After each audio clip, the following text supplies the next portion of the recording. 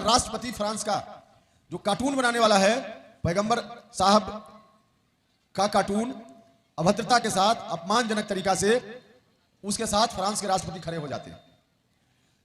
और फ्रांस के राष्ट्रपति के साथ भारत के राष्ट्रपति भी खड़े हैं, माफ कीजिए, भारत के प्रधानमंत्री भी खड़े हैं, भारत की सरकार भी खड़ी है। यहाँ झंडा लगा हुआ है सामने मेरे बगल में, पंखा छाप भी है और इधर पतंग छाप भी है। देख रहे हैं ना आप लोग, जितना तेज पंखा चलाइएगा उतना ही पतंग ऊपर जाएगा। यह दोस्ती बनी है सिर्फ बनाने के लिए नहीं, निभाने के लिए।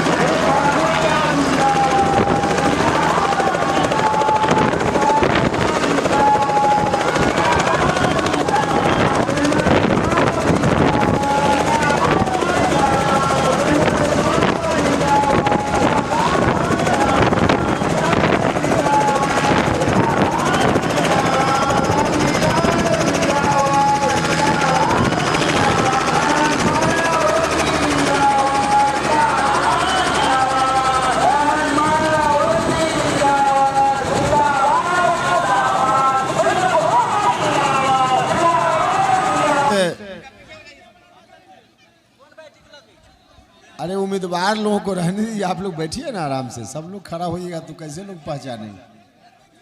चलिए कोई बात नहीं, जो जहां है वही शांत रहिए बस।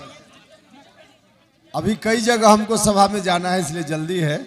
जो जहां है बस वही चुप रहिए, शांत रहिए, सुन लीजिए।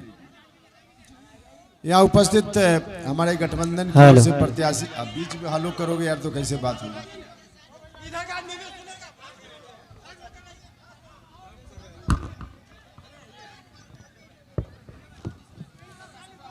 अरे भैया चेहरा देखने की क्या जरूरत है, बात सुनिए ना। नौजवान मित्रों, चेहरा क्या देखते हो, दिल में उतर कर देखो ना।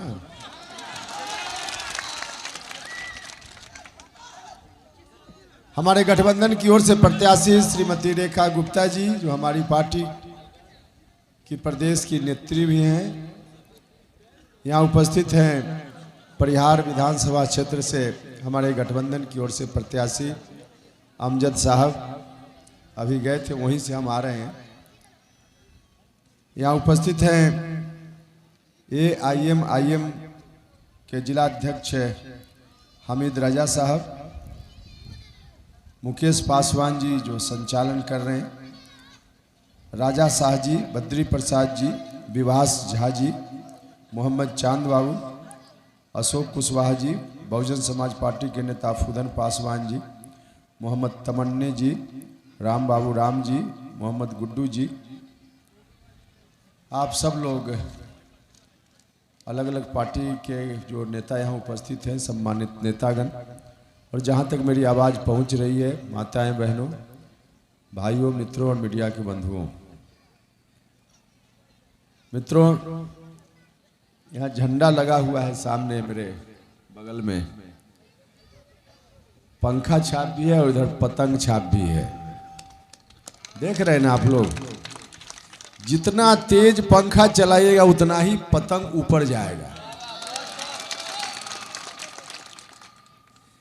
यह दोस्ती बनी है सिर्फ बनाने के लिए नहीं, निभाने के लिए। बाकी सब लोगों ने आपको धोखा दिया है। कहते हैं लोग अभी भी, पहले तो कहते ही थे माई समीकरण, सिर्फ मंच से कहने के लिए माई समीकरण। इस बार ही उलटकर देख लीजिए, जो सूची जारी हुई है उनकी, वाई को 75 सीट और माई को, एम को। अब आप समझ सकते हैं वाई से ज्यादा एम का वोट है कि नहीं है बिहार में। तो उनको मिला 75 और आपको 10 से 15 के बीच में कुछ होगा। क्या है माई समीकरण? कहने के लिए, वोट लेने के लिए, वोट लेने के लिए भाइयों और बहनों, यह जो हमारा गठबंधन बना है, गंभीरता पूर्वक सोचिएगा। हमारा गठबंधन सरकारी स्कूल में अच्छी पढ़ाई, अस्पताल में अच्छी दवाई, नौजवानों को रोजी रोटी और कमाई का इंतजाम हो इसी धरती पर, इसके लिए गठबंधन बना है। हर जाति धर्म के लोगों को न्याय देने का काम। अभी दुनिया में भी कुछ घटना हो रही है, बहुत लोग अखबार पढ़ते होंगे। वोट लेंगे लोग, उन घटनाओं पर बोलेंगे नहीं। क्यों नहीं बोलेंगे यह भी हम आपको बताएंगे, लेकिन नहीं बोल रहे हैं लोग। फ्रांस में अभी कुछ दिन पहले की घटना है, एक कार्टून बनाने वाला मोहम्मद साहब का अभद्रता के साथ कार्टून बनाता है, अपमानजनक कार्टून बनाता है और वह छपता है। भाइयों और बहनों, कुछ लोग विरोध करते हैं, खैर विरोध का तरीका गलत है, वह ठीक नहीं है, लेकिन वहां का राष्ट्रपति फ्रांस का जो कार्टून बनाने वाला है, पैगंबर साहब का कार्टून अभद्रता के साथ, अपमानजनक तरीका से उसके साथ फ्रांस के राष्ट्रपति खड़े हो जाते हैं। और फ्रांस के राष्ट्रपति के साथ भारत के राष्ट्रपति भी खड़े हैं, माफ कीजिएगा, भारत के प्रधानमंत्री भी खड़े हैं, भारत की सरकार भी खड़ी है। पैगंबर मोहम्मद साहब के साथ कोई अपमानजनक व्यवहार करे और उसके साथ कोई भी खड़ा हो और फिर यहां उनके साथ वाले वोट भी मांगने आवे, आप जरा देख लीजिएगा।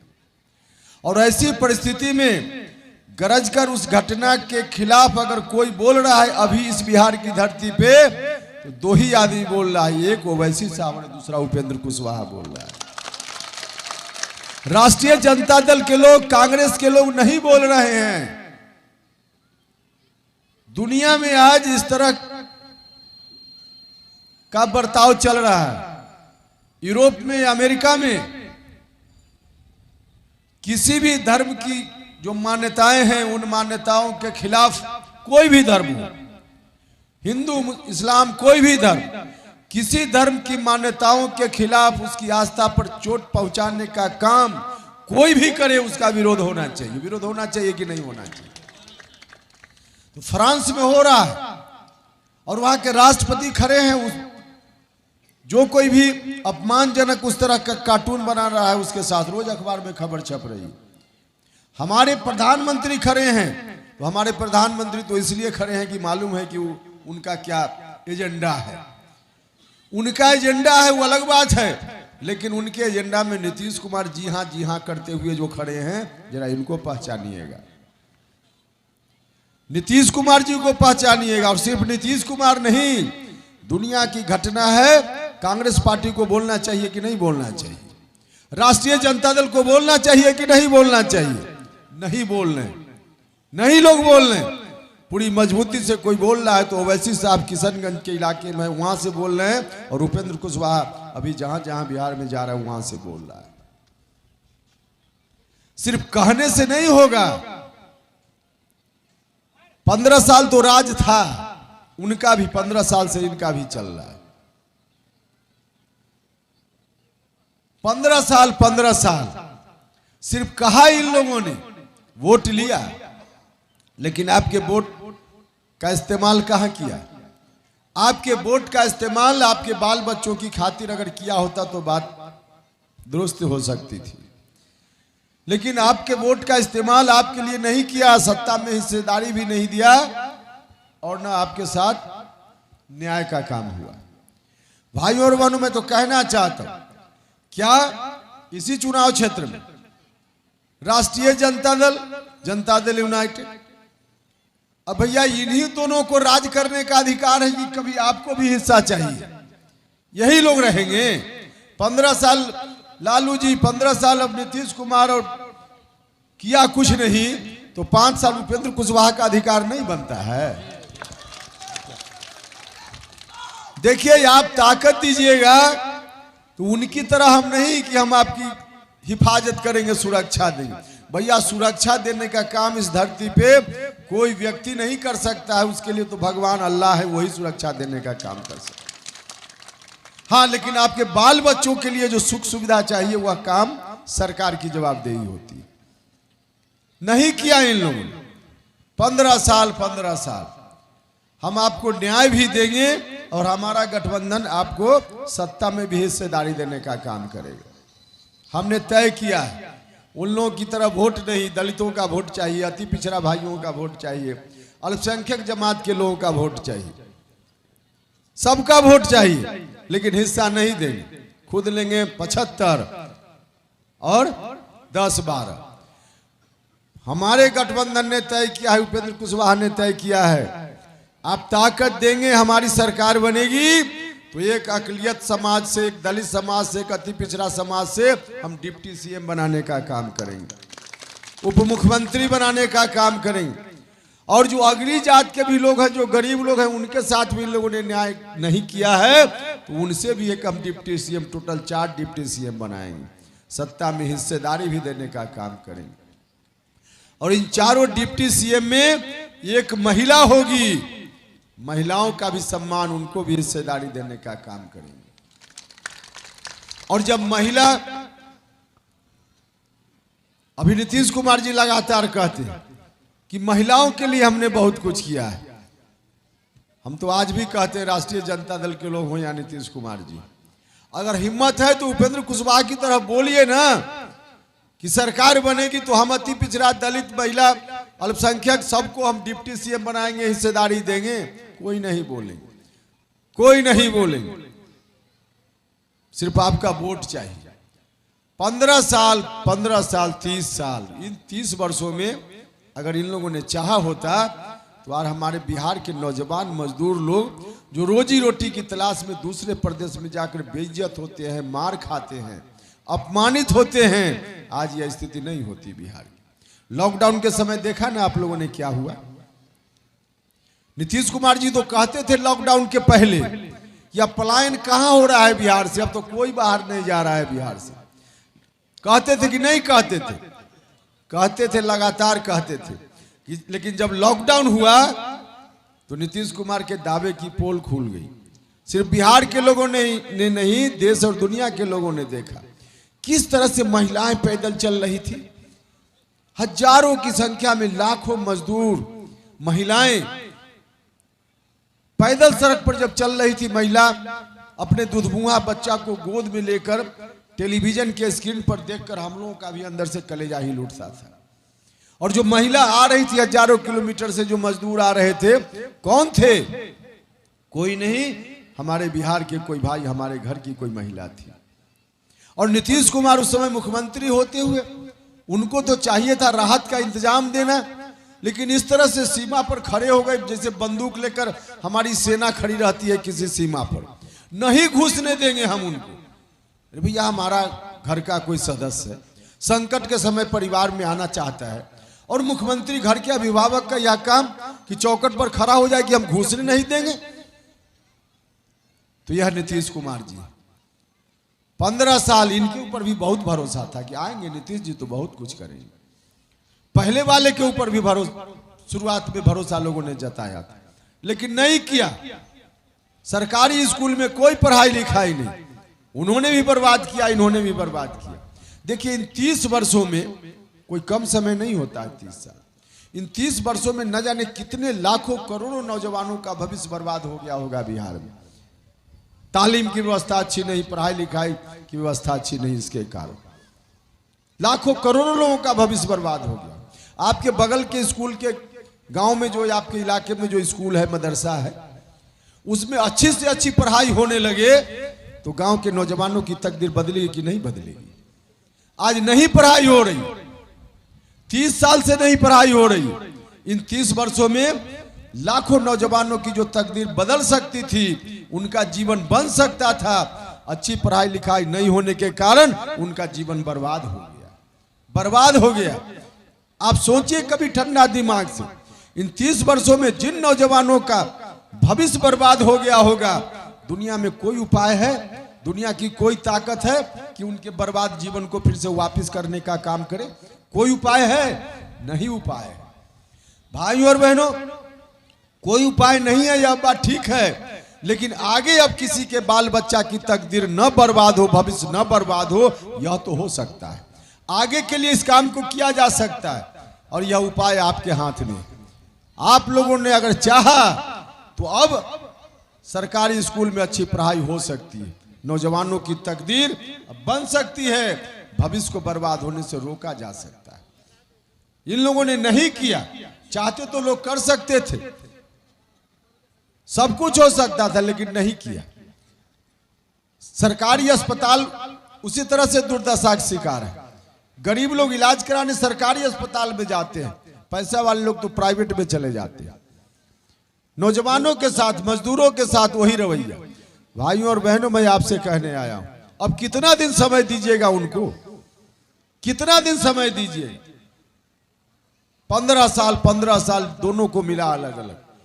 इतने दिनों में जब नहीं किया, हम हाथ जोड़कर आपसे प्रार्थना करने आए। पहले आपने उनके कारण उनको वोट दे दिया या इनके कारण इनको वोट दे दिया, कृपा करके अब उनके कारण इनके कारण वोट मत दीजिए। इस चुनाव में अपने बाल बच्चों के कारण आप वोट देने का काम कीजिए। आप सब लोगों से ही आग्रह, तमाम जाति धर्म के लोगों से आग्रह, अगर आप मौका दीजिएगा तो हर तरह से बिहार से बाहर के लोगों के लिए वहां जो सुविधा उपलब्ध है, इस बिहार में भी हो सकता है। हम भारत सरकार में मंत्री रहे हैं, शिक्षा विभाग के मंत्री रहे हैं। हमने देखा है देश भर में किस तरह से कई राज्य हैं देश के जहां सरकारी स्कूल में इतनी अच्छी पढ़ाई होती है। अगर देश के किसी भी राज्य में कहीं पर सरकारी स्कूल में अच्छी से अच्छी पढ़ाई हो सकती है, तो बाजपट्टी, सीतामढ़ी और बिहार के सरकारी स्कूल में अच्छी पढ़ाई नहीं हो सकती है क्या? यहां भी अच्छी पढ़ाई हो सकती है। जब देश में कहीं सरकारी अस्पताल में अच्छा इलाज हो सकता है, तो क्या बिहार के सरकारी अस्पताल में अच्छा इलाज नहीं हो सकता है? यहां भी हो सकता है। देश में कहीं भी दूसरे राज्य में चले जाएंगे, बिहार के लोग तो सब जगह मिल जाएंगे। वहां रोजी रोटी के लिए पेट पालते हुए सब जगह मिल जाएंगे, मजदूर लोग, नौजवान लोग। बाहर का कोई यहाँ मिलता है क्या? नहीं मिलता है, इसलिए कि वहां के लोगों के लिए वहां है, अपने लोगों के लिए यहाँ नहीं है। जब महाराष्ट्र के नौजवानों के लिए, आंध्रा के नौजवानों मजदूरों के लिए उसी धरती पर रोजी रोटी रोजगार का इंतजाम हो सकता है, तो क्या बिहार के नौजवानों मजदूरों के लिए यहाँ रोजी रोटी रोजगार का इंतजाम नहीं हो सकता है? यहाँ भी हो सकता है। निराश होने की जरूरत नहीं है, सब कुछ हो सकता है। करने वाला होना चाहिए, करने वाला होना चाहिए। आपने दिया 15 साल बड़े भाई को, कुछ नहीं हुआ। आपने 15 साल दिया मझले भाई को, इन्होंने भी कुछ नहीं किया। छोटा भाई उपेंद्र कुशवाहा आपसे 5 साल के लिए मांगने आया है, 5 साल के लिए हम आग्रह करने आए। एक बार दीजिए, ताकत दीजिए, हर तरह से हम करेंगे।